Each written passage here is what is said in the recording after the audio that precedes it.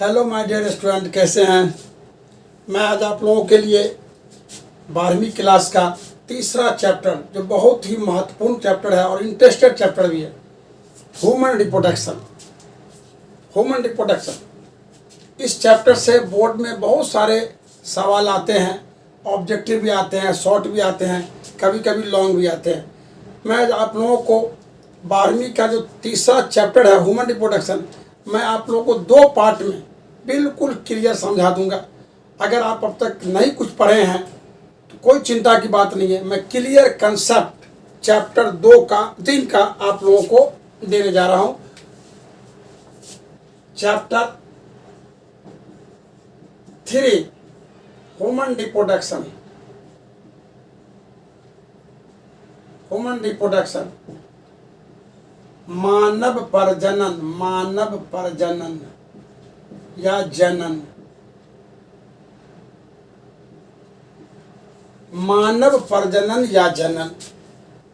अब इसके अंतर्गत हम लोगों को जो ओवरव्यू है, इस चैप्टर का जो ओवरव्यू है, उस ओवरव्यू को पहले जानना होगा कि इस चैप्टर में हम लोगों को क्या क्या पढ़ना है, क्या क्या जरूरी है हमारे लिए। बोर्ड के पैटर्न पर, बोर्ड के आधार पर हम उसके बारे में आप लोगों को चर्चा करेंगे।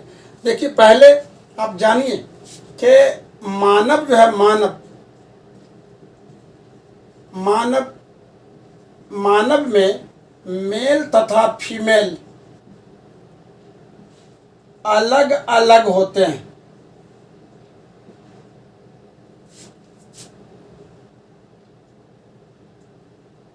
अलग अलग होते हैं।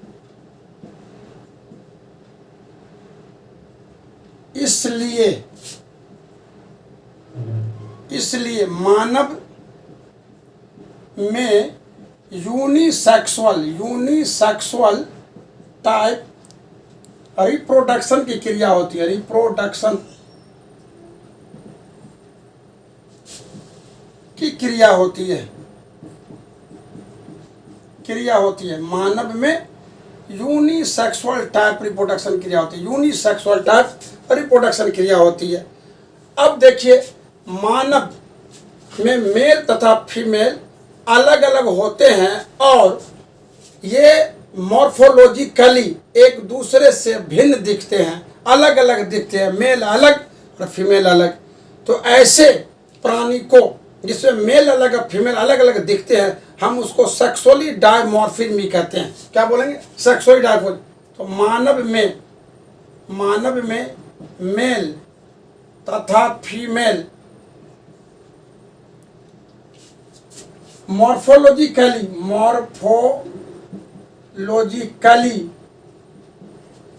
एक दूसरे से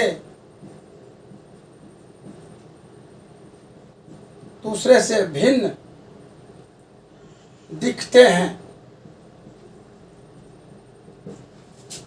मानव में मेल तथा फीमेल एक दूसरे से शारीरिक रूप से मॉर्फोलॉजिकली भिन्न दिखते हैं, डिफरेंट दिखते हैं। इसलिए मानव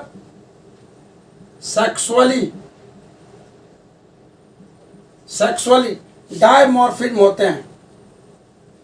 डायमॉर्फिज्म तो लैंगिक द्विरूप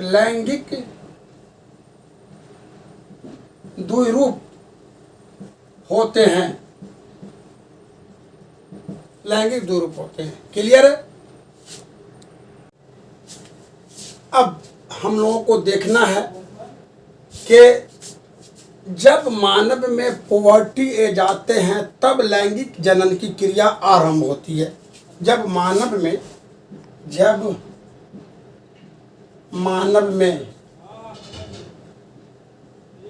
यौवनावस्था आते हैं, तब लैंगिक जनन की क्रिया आरंभ होती है। क्लियर है? यहाँ तक समझ में आ गया? अब हम लोगों को ये देखना है कि मानव में जो लैंगिक जनन की क्रिया होती है तो उसमें कुछ घटनाएं आती है जो लैंगिक जनन की क्रिया को पूर्ण करने में सहायक होते हैं, मददगार होते हैं। मानव में लैंगिक जनन की क्रिया निम्न प्रकार से होते हैं, जैसे male gamete plus female gamete, इसके कॉम्बिनेशन से जायगोट बनते हैं। जायगोट, और जायगोट से इम्ब्रियो, और इम्ब्रियो से new child.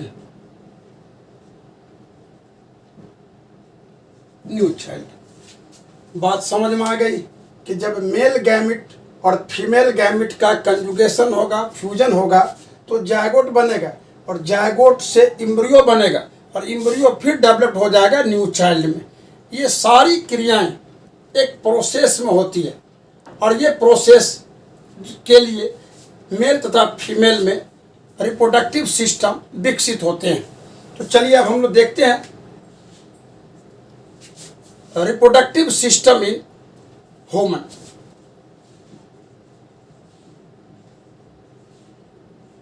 Reproductive system in human, मानव में लैंगिक जनन तंत्र, मानव में लैंगिक जनन तंत्र,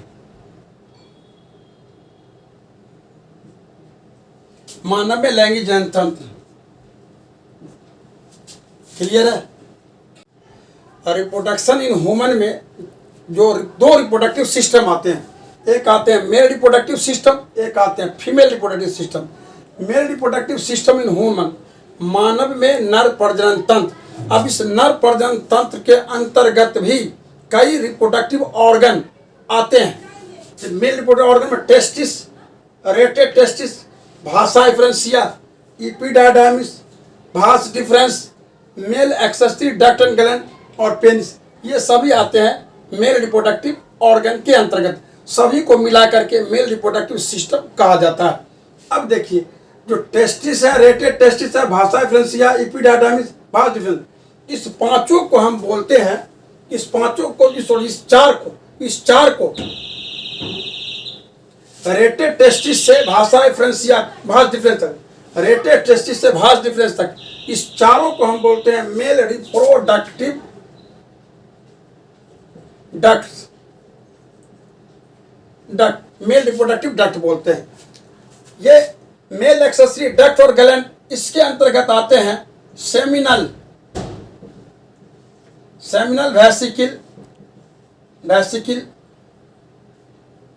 vesicle, prostate gland,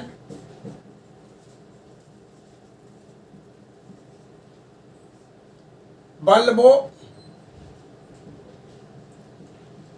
urethral gland, और ये पेनिस को हम लोग एक्सटर्नल जेनाटेलिया कहते हैं। मेल के पेनिस को हम लोग एक्सटर्नल जेनाटेलिया कहते हैं। अब देखिए यहाँ टेस्टिस, ये टेस्टिस होता है, मेल का प्राइमरी सेक्स ऑर्गन होता है, इसी में स्पर्म का निर्माण होता है, रेटेड टेस्टिस, ये महीन पतली नली होती है, ये सेमिनिफेरस ट्यूबुल से डेवलप्ड होती है, और ये आगे चल करके नली में कन्वर्ट हो जाती है, जिसको हम लोग भाषा डिफरेंशिया कहते हैं। फिर कई भाषा डिफरेंशिया मिल करके एक मोटी नली बनाती है, जिसको हम लोग इपिडायडामिस कहते हैं। इपिडायडामिस में ही स्पर्म कुछ दिनों के लिए ठहरता है, न्यूट्रिशन गेन करता है और मैच्योर होता है, तब आगे बढ़ता है, और आगे बढ़ करके ये इपिडायडामिस से भास डिफरेंस में आता है, और भास डिफरेंस से फिर आगे चला जाता है। ये जो मेल के एक्सेसरी डक्ट है, इसके अंतर्गत सेमिनी वेसिकल एक जोड़ा आते हैं, प्रोस्टेट ग्लैंड की संख्या एक होती है, बल्बो यूरेथ्रल ग्लैंड, जिसको हम लोग कॉपर ग्लैंड भी कहते हैं, इसकी संख्या 2 होती है। और पेनिस, ये मस्कुलर स्ट्रक्चर होता है, ये मेल के एक्सटर्नल जेनिटलिया होते हैं। क्लियर हो गया। अब हम एक फिगर बताते हैं, फिगर में देखा जाए, और उसके बाद हम लोग बारी बारी करके हम थोड़ा थोड़ा करके इसका हम वर्णन कर देते हैं। क्लियर, चलिए देखिए, आइए।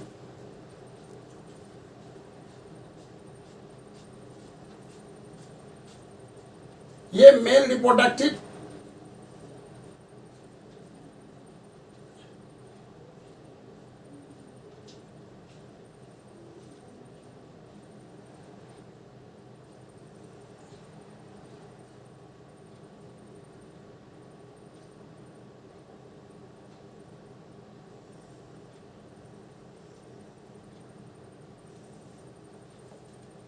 ये एनस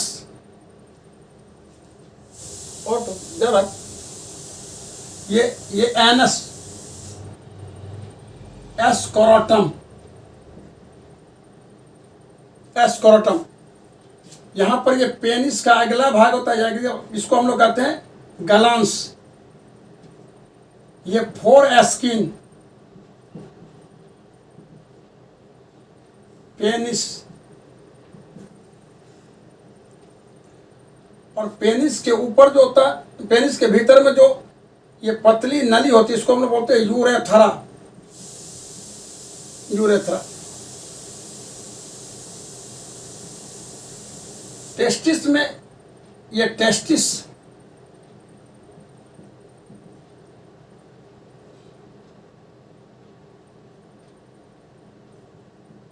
टेस्टिस, टेस्टिस में होता है सेमनीफेरस ट्यूबुल। ये सेमनीफेरस ट्यूबुल, ये सेमनीफेरस ट्यूबुल है।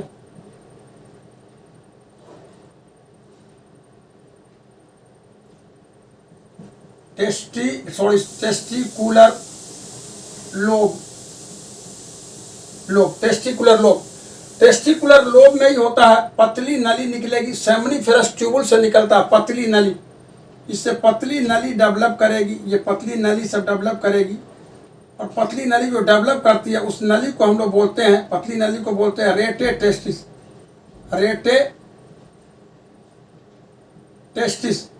और फिर रेटे टेस्टिस ही सब आगे चल करके एक मोटी नली में परिणत हो जाती है, एक मोटी नली में परिणत हो जाती है। और ये मोटी नली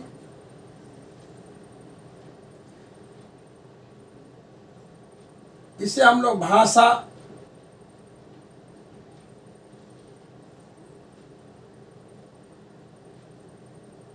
इफ्रेंसिया, इस मोटी नली को हम लोग बोलते हैं इपिडायडामिस।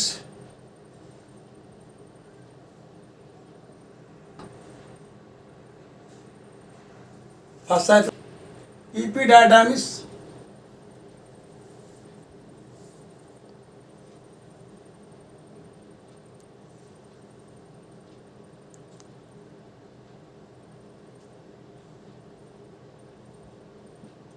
ये सेमिनल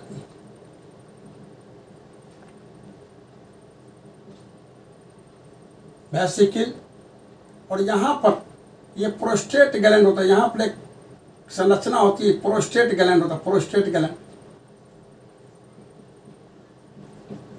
प्रोस्टेट ग्लैंड।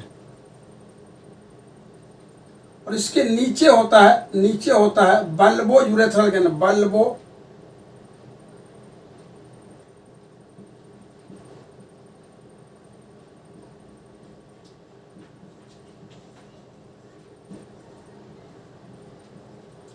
और ये urinary bladder.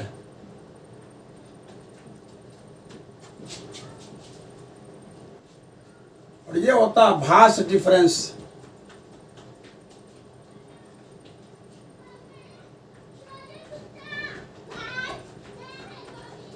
Bhasa deferens.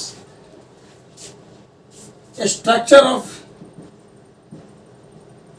Mail reproductive system in human. Clear है ये बात, यहाँ तक समझ में आ गया। अब देखिए ये टेस्टिस है, टेस्टिस के चारों ओर जो थैली होता है, स्किन की थैली होता है, हम उसको एस्क्रोटम कहते हैं। टेस्टिस के भीतर होता है टेस्टिकुलर लोब। टेस्टिकुलर लोब में सेमनीफेरस ट्यूबुल, सेमनीफेरस ट्यूबुल में होती है जर्म सेल और सर्टोली सेल। सेमनीफेरस ट्यूबुल में ही वास्तव में स्पर्म का निर्माण होता है। सेमनीफेरस ट्यूबुल से पतली नली निकलती है जिसे रेटे टेस्टिस कहते हैं। रेटे टेस्टिस आगे चल करके भाषा इफ्रेंसिया में खुलते हैं और भाषा इफ्रेंसिया इपीडायडाइमिस में जाते हैं और इपीडायडाइमिस भास डिफरेंस से जुड़ा होता है। भास डिफरेंस आगे चल करके यूरेथ्रा में खुलते हैं। इस तरह से यूरेथ्रा फिर पेनिस होकर के जो है ना पेनिस के अंतिम भाग तक ग्लांस तक आते हैं। इससे होकर के स्पर्म और यूरिन दोनों मेल के बाहर निकलते हैं। स्पर्म भी निकलते हैं और यूरिन भी निकलते हैं। ये क्लियर समझ में आ गया। ये मेल रिप्रोडक्टिव सिस्टम हो गया। इसके ये सारे ऑर्गन्स होंगे। अभी सारे ऑर्गन को हम लोगों को थोड़ा थोड़ा करके जानना होगा ताकि आपका कंसेप्ट बिल्कुल क्लियर हो जाए। यहाँ तक कोई दिक्कत नहीं, समझ में आ गया बात। चलिए अब देखते हैं हम लोग टेस्टिस को अलग करते हैं। टेस्टिस, टेस्टिस इसको बोलते हैं बिरसन। टेस्टिस, बिरसन। अब देखिए ये बिरसन जो होता है, ये बिरसन क्या होता है? ये बिरसन जैसे हम लोग देखते हैं कि पेल्विक रीजन है, मेल का पेल्विक रीजन है, तो पेल्विक रीजन में इस तरह से ये लगा रहेगा, इस तरह से रहेगा। ये जो है इसका ये बाहरी भाग है, ये एस्क्रोटम, एस्क्रोटम का स्किन का जो पॉच है ये एस्क्रोटम कहलाएगा। और इसके भीतर में होता है टेस्टिस, इसके भीतर होता है टेस्टिस, इसके भीतर होता है टेस्टिस। टेस्टिस ये पेल्विक है, बॉडी का क्या, ये पेल्विक रीजन है, पेल्विक रीजन है, ये पेल्विक रीजन है, ठीक है, पेल्विक रीजन। तो ये मेल के टेस्टिस, ह्यूमन में टेस्टिस स्किन के जिस थैली में पॉच में होते हैं उसको हम एस्क्रोटम कहते हैं। एस्क्रोटम टेस्टिस के टेम्परेचर को बॉडी के टेम्परेचर से 2.5 से 3 डिग्री सी कम बनाए रखने में सहायक होता है। 2.5 से 3 डिग्री सी कम बनाए रखने में सहायक होता है। और यह तापमान टेस्टिस में स्पर्म के निर्माण के लिए अनिवार्य होता है। इस तापमान में अगर कमी हो जाएगी तो फिर या अधिकता हो जाएगी तो टेस्टिस में स्पर्म निर्माण की क्रिया प्रभावित हो जाएगी। क्लियर है ये बात? अब देखिए टेस्टिस, टेस्टिस को हम अलग करके देखते हैं।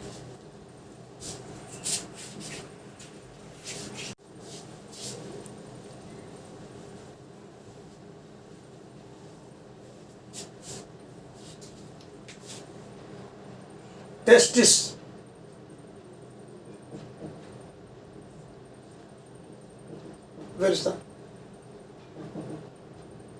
ये कोई टेस्टिस है, इसके बाहर एस्क्रोटम है, एस्क्रोटम है, ये टेस्टिस है।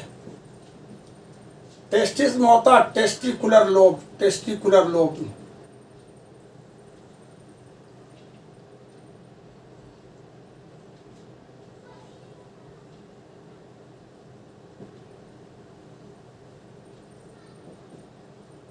टेस्टिकुलर लोब, इसकी संख्या होती है 250। टेस्टिकुलर लोब की संख्या 250। अब टेस्टिकुलर लोब, टेस्टिकुलर लोब, ये जो टेस्टिकुलर लोब है, इस टेस्टिकुलर लोब में 3 होता है, 1 से 3। टेस्टिकुलर लोब में 1 से 3 टेस्टिकुलर लोब, टेस्टिकुलर लोब। और 3 से ये जो होता है ये सेमनीफेरस ट्यूबुल, सेमनीफेरस ट्यूबुल, ये 1 से 3 होता है सेमनीफेरस ट्यूबुल, सेमनीफेरस। और इस सेमनीफेरस ट्यूबुल, ये जो सेमनीफेरस ट्यूबुल है, सेमनीफेरस ट्यूबुल, ये बना होता है जर्म सेल और सर्टोली सेल का, सर्टोली सेल, सर्टोली सेल। ये सेमिनिफेरस ट्यूबुल जर्म सेल और सर्टोली सेल के बने होते हैं। जर्म सेल से स्पर्म बनते हैं, शुक्राणु बनते हैं। सर्टोली सेल न्यूट्रिशन प्रदान करते हैं।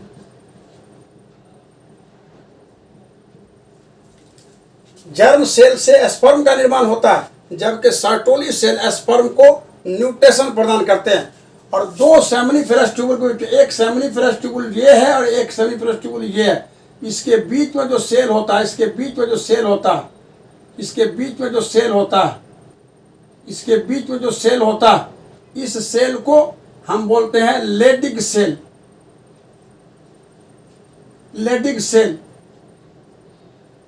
इस सेल को बोलते हैं लेडिग सेल।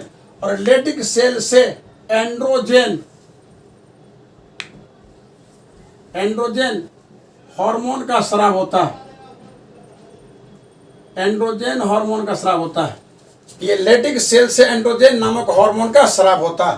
तो टेस्टिस में इतना हम लोगों को जानना है।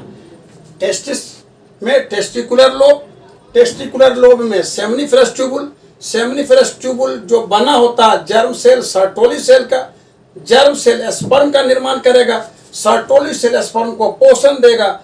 जर्म सेल और ये जो दो सेमिनिफेरस ट्यूबुल के बीच में जो विशेष कोशिका होती है, स्पेशल टाइप सेल होती है, उसको इंटरस्टेशियल सेल बोलते हैं या हम लोग लेडिग सेल बोलते हैं। लेडिग सेल से एंड्रोजन का स्राव होता है। बिल्कुल क्लियर हो गया ये। अब चलिए रेट टेस्टिस।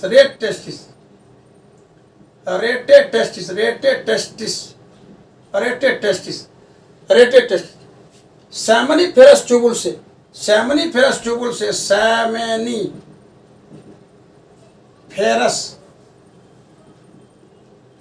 ट्यूबुल से विकसित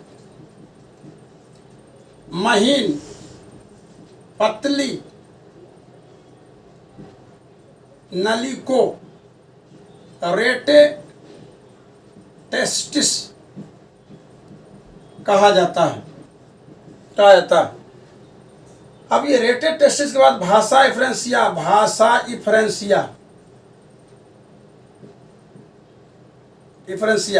रेटेड टेस्टिस आगे बढ़कर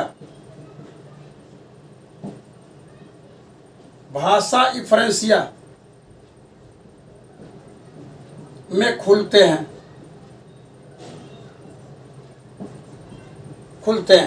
यह स्पर्म को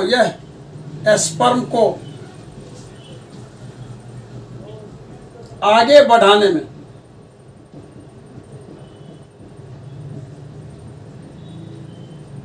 सहायक होते हैं।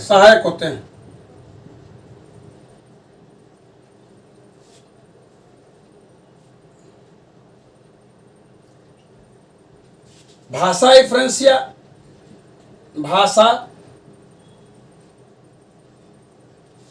इफरेंसिया भी एक नली होती है। यह आगे एपिडायडायमिस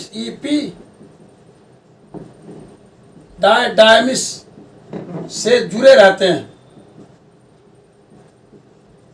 ये आगे एपिडायडायमिस से जुड़े रहते हैं। अब देखिए एपिडायडायमिस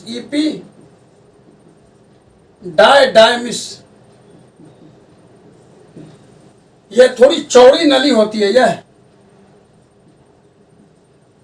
थोड़ी चौड़ी नली होती है।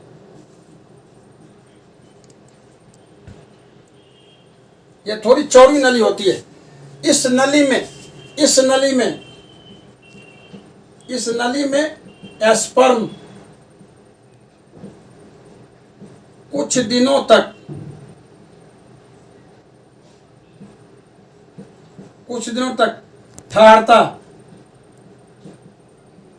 ठहरता और पोषक तत्व प्राप्त कर परिपक्व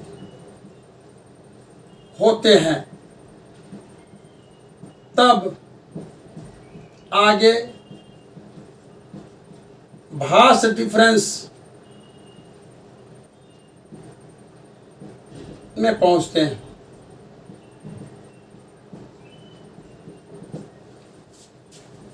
ये इपिडायडामिस एक चौड़ी थोड़ी चौड़ी नली होती है। इस नली में स्पर्म कुछ दिनों के लिए ठहरते हैं, यहाँ पर न्यूट्रिशन पोषक तत्व प्राप्त करता है, परिपक्व होते हैं, तब आगे बढ़ते हैं और आगे बढ़ करके ये भास डिफरेंस में पहुंच जाते हैं। क्लियर है यहाँ तक? अब हम लोग देखना भास डिफरेंस।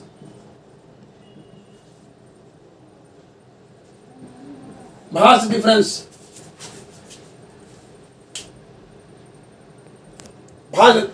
यह भी एक नली होती है और यह नली आगे चल करके सेमिनल वेसिकल से उनके पास यूरेथ्रा में खुलते हैं। यह भी एक नली होती है,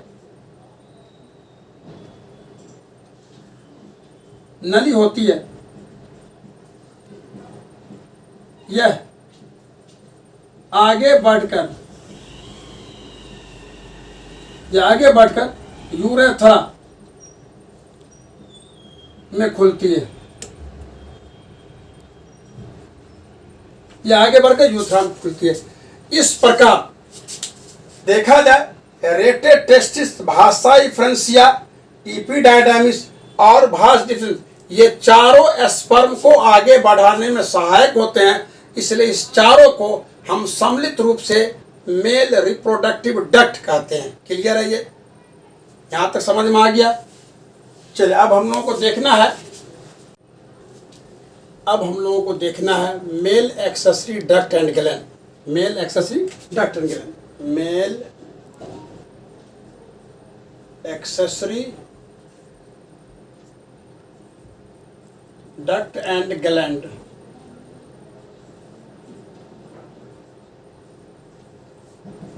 मेल एक्सेसरी डक्ट ग्लैंड, इसके अंतर्गत 3 संरचना आते हैं।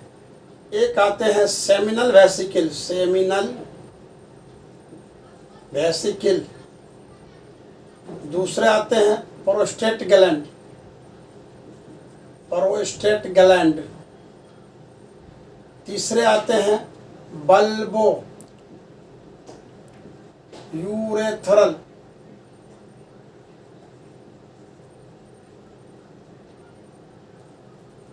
ग्लैंड। 3, एक हो गया सेमिनल वेसिकल, इसकी संख्या 2 होती है, यानी 2 होती है, इसकी संख्या 1 होती है, इसकी संख्या 2 होती है। सेमिनल वेसिकल जो होता है, सेमिनल वेसिकल में स्पर्म जमा रहते हैं। सेमिनल वेसिकल में लिक्विड लाइक स्ट्रक्चर, तरल पदार्थ होते हैं सेमिनल वेसिकल में। जैसे देख लिया जाए सेमिनल वेसिकल, इसकी संख्या 2 होती है।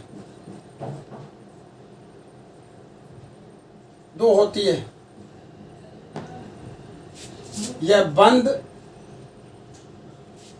नली के समान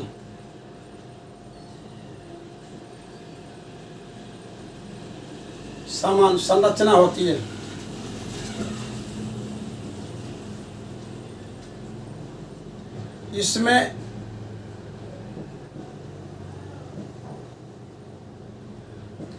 इसमें पाए जाने वाले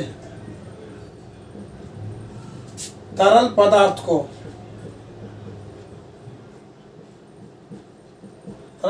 को सेमिनल प्लाज्मा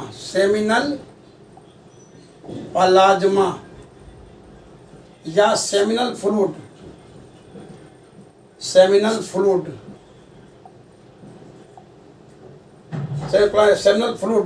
कहा जाता है।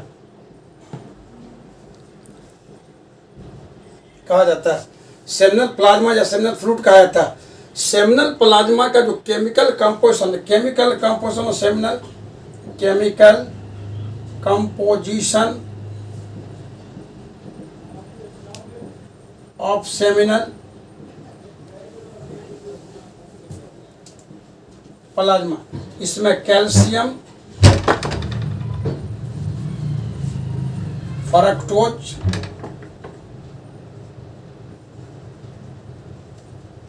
और एंजाइम होते हैं। ये 3 होते हैं इसमें, कैल्शियम, फ्रक्टोज और एंजाइम होते हैं। ये तीनों मिल करके, है ना, इसका सेमिनल प्लाज्मा का जो होता है ये घटक, और यही तीनों जो होता है वो न्यूट्रेटिव, इसी को हम लोग कहते हैं nutritive substance, nutritive substance for sperm. यही तीनों जो होता है एस्पर्म के लिए न्यूट्रेटिव सब्सटेंस होता है। अब देखा जाए सीमेन विद एस्पर्म तथा सेमिनल प्लाज्मा के मिश्रित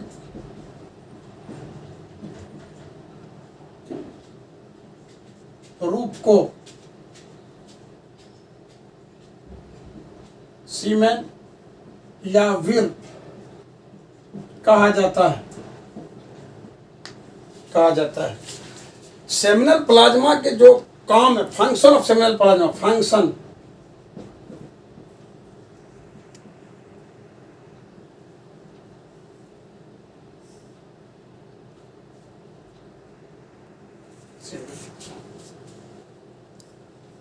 सेमिनल प्लाज्मा के 2 काम है। एक है एस्पर्म को संग्रहित रखते हैं, दूसरा है एस्पर्म को पोषक तत्व प्रदान करते हैं। ये हो गया सेमिनल प्लाज्मा के काम हो गए जी। अब हम लोगों को देखना है प्रोस्टेट ग्लैंड। प्रोस्टेट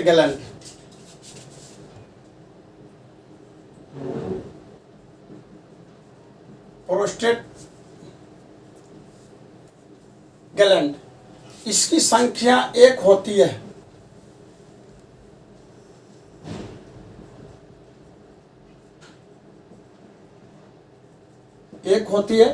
यह मेल के अतिरिक्त ग्रंथि होते हैं। ये मेल के अतिरिक्त ग्रंथि, एक्स्ट्रा ग्लैंड होते हैं। ये मेल के एक्स्ट्रा ग्लैंड होते हैं। इसकी संख्या 1 होती है। इससे स्रावित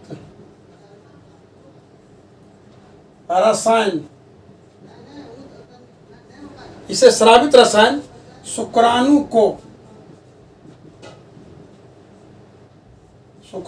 को बाहर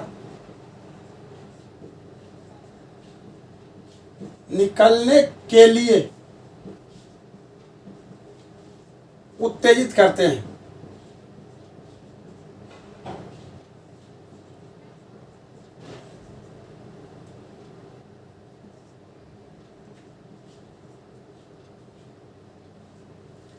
इससे स्रावित जो रसायन होते हैं, केमिकल्स, वो स्पर्म जो सेमिनल वेसिकल में स्पर्म मौजूद रहते हैं उसको बाहर निकलने के लिए स्टिमुलेट करते हैं। इसके बाद देखिए अब ये बल्बो यूरेथ्रल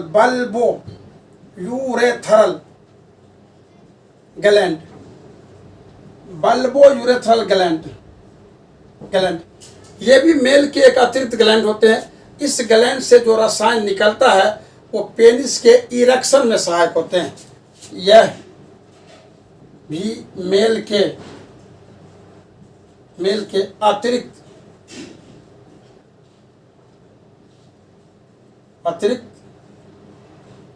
ग्रंथि होते हैं।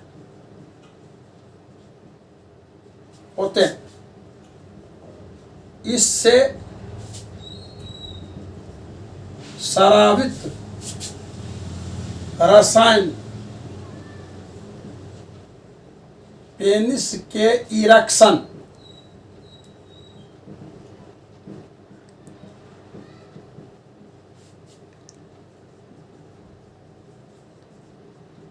में सहायक होते हैं। क्लियर हो गया ये। अब हम लोग को देखना है पेनिस, इसको हम लोग मेल एक्सटर्नल जेनाइटेलिया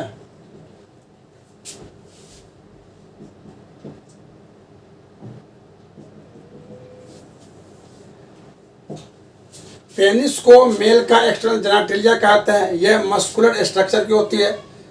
मेल के पेनिस के द्वारा स्पर्म और यूरिन शरीर से बाहर निकलते हैं। बस ये हो गया आपका mail reproductive system.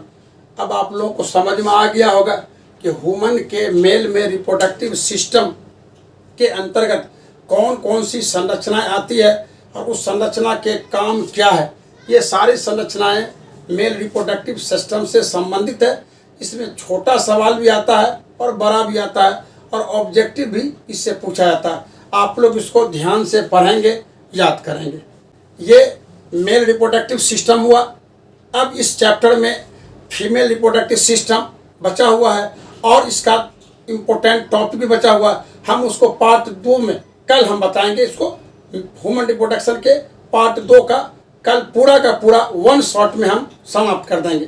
Thank you.